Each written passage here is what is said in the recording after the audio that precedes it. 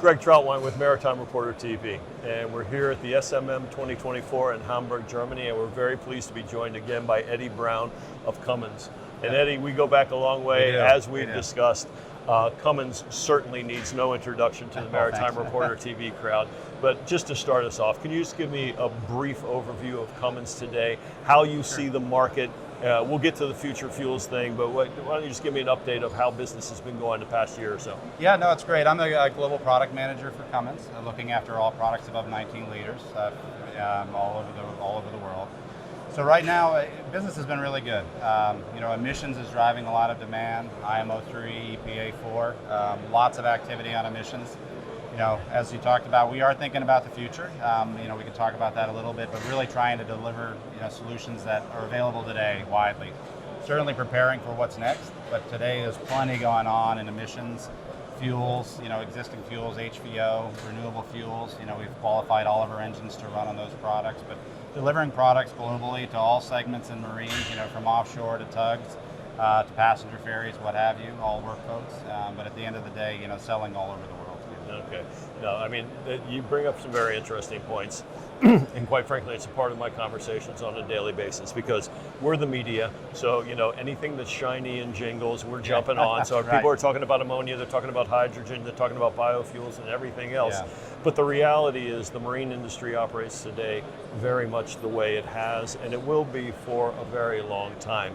So when you look at the fuel transition before us, I guess, what is Cummins doing today to plan for that future, but also to maintain the thousands and thousands of engines that are already in service today? Yeah, absolutely. No, it's a very complicated environment at the minute. And I think one thing Cummins, and I would speak broadly about Cummins, is involved in almost all alternative fuels at the moment. We've got our smaller engines off highway, on highway that are working through natural gas, hydrogen, those sort of things.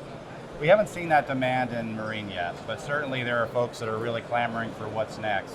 There's talk of ammonia, methanol, hydrogen, again, a lot of talk right now, but certainly a lot of challenges, both from a supply perspective, prices of these fuels very challenging, and not a lot of incentives to drive folks to actually be making the purchase today. So what we're looking at, we certainly believe in methanol as a solution, sort of what's next, from that perspective. So we really focused on methanol, the engine right behind us, the 260. We've been doing testing to make this methanol ready. So this product is methanol ready, meaning that we've made the commitment to deliver methanol solutions on this product, probably in the 2028 time frame. We've been developing this with a grant with the United Kingdom and a customer in Europe, basically to deliver the first few units there as sort of a pilot, with the idea of commercialization as long as demand comes with it, right? Right now, like I said, it's challenging because a lot of interest, not a lot of demand for the product right now, but what we're trying to do is kind of deliver solutions along with the demand. So right now, delivering this with a commitment to being methanol ready, which is helping secure some deals today with the idea that there could be retrofits in the future, but we're trying to manage that as we go. Okay, so for all the existing tonnage, and there's a lot of it in play, and as you know, I just had a conversation actually with Morgan Fanberg, CEO of Glaston, and we had the exact same conversation because I'm like, look, how are you planning for the future? And his mantra is keeping old boats running. What specifically is Cummins doing to help its owners keep its equipment running? Yeah, absolutely, and as mentioned, as much as we're thinking about the future, we're committed to diesel, and we believe diesel has a long runway. So we're continuing to do development on diesel products, making them more efficient, making them cleaner, as I mentioned, talking about emissions. Really a broad emissions, a